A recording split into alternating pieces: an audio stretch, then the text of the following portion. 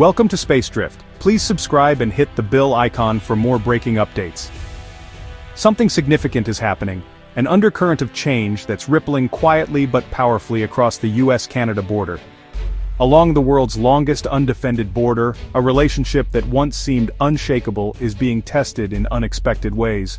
For decades, Canadians flocked south for bargains, filling outlet malls and fueling the economies of countless border towns with their steady stream of dollars. But now, that flow has slowed to a trickle, leaving once-bustling crossings eerily quiet. Canadians are staying home, their wallets closed to American businesses, a direct response to new US policies and a growing sense of unease. This isn't just a few cancelled trips, it's a fundamental shift in how Canadians see their southern neighbor, and in how they choose to spend their money. The casual weekend jaunt to Buffalo or Bellingham is no longer a given, as families reconsider the value and comfort of crossing the border.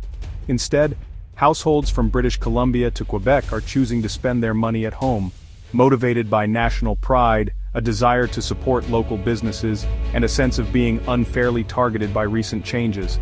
Billions of dollars that once crossed the border are now withheld, leaving American communities reeling and local businesses struggling to adapt. The evidence is clear: hotel bookings, retail sales, and even restaurant reservations have all plummeted. Border traffic is down sharply, with fewer cars and buses making the once familiar journey south.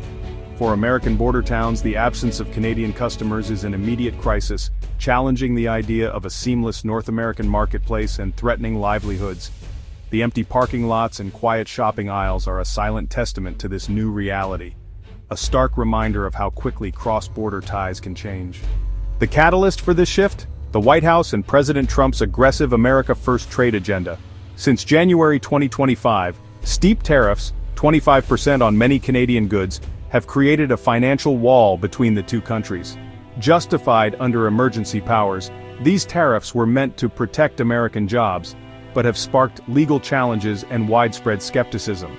President Trump's rhetoric, including offhand remarks about Canada becoming the 51st state, has only deepened Canadian resentment.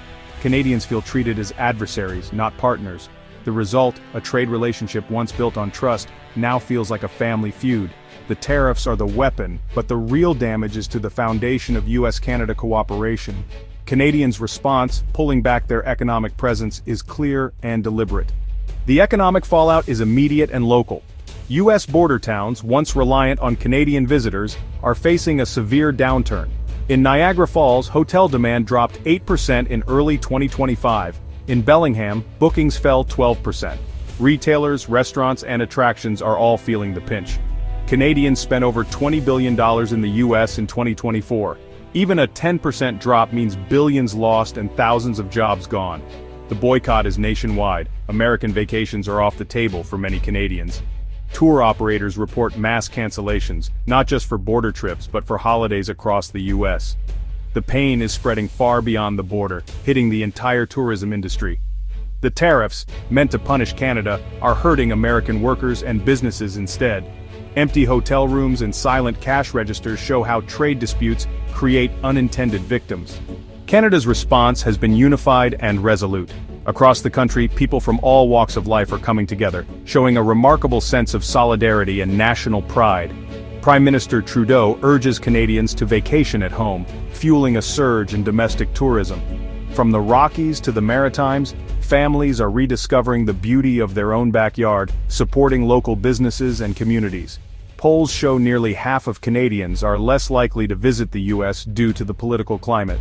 This shift in attitude is visible at border crossings and airports, where fewer Canadians are heading south. 68% now view the US less favorably since the tariffs. Conversations in coffee shops and living rooms reflect a growing sense of disappointment and frustration. The friendly neighbor image has faded, replaced by a sense of being bullied.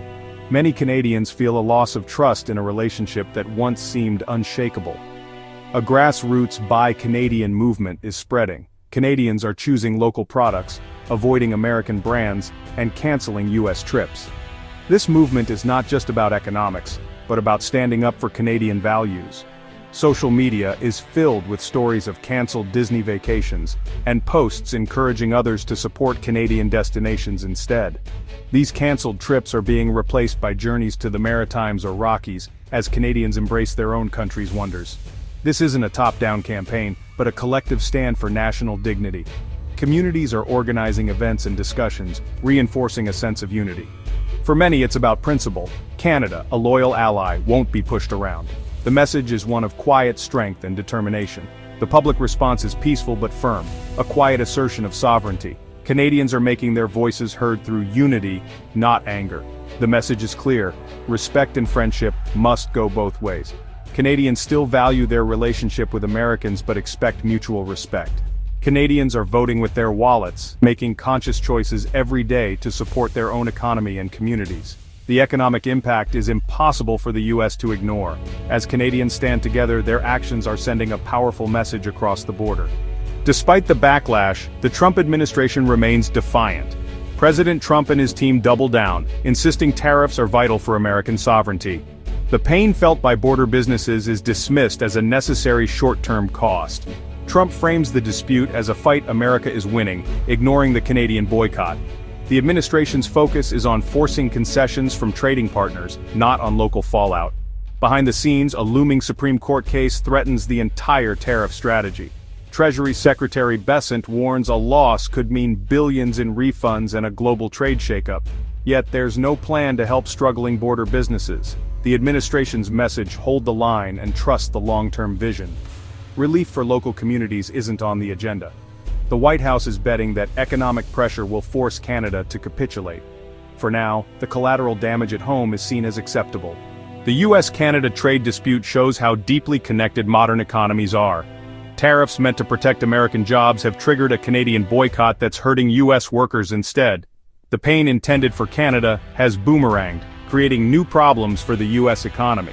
Trump's push to restore American jobs clashes with the reality of lost tourism and retail business. Policy contradictions are everywhere. Immigration raids strain other trade talks, while the Canadian boycott costs thousands of US jobs. For Canada, the crisis is sparking a push for economic self-sufficiency. The Buy Canadian movement is strengthening local businesses and tourism. Ironically, US tariffs may help Canada diversify and become less dependent on its southern neighbor. This is a cautionary tale. Protectionism's effects are complex and far-reaching.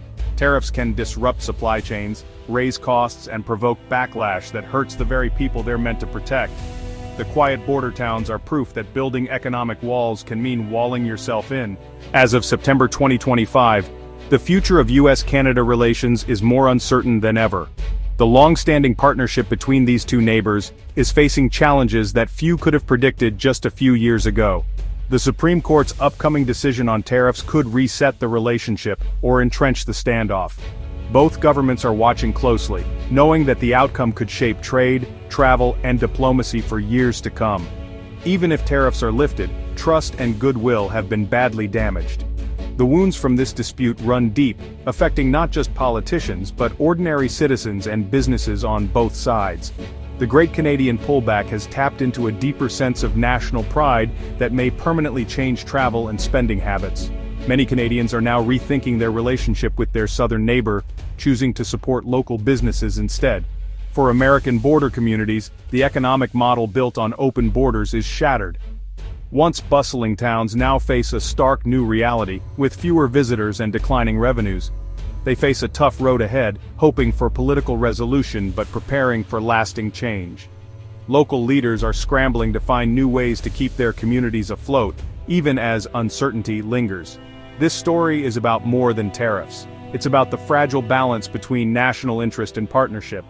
The choices made now will echo for generations, shaping the future of North America. It shows how quickly a friendship can be strained when one side changes the rules. Families, friends, and businesses are all feeling the impact of decisions made far from the border itself. Quiet car parks and empty hotels are a powerful message. Economic policies have real consequences.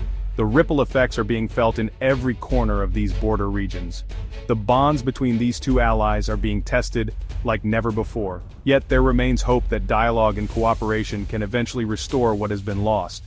The path to repair will be long, and its outcome is far from certain.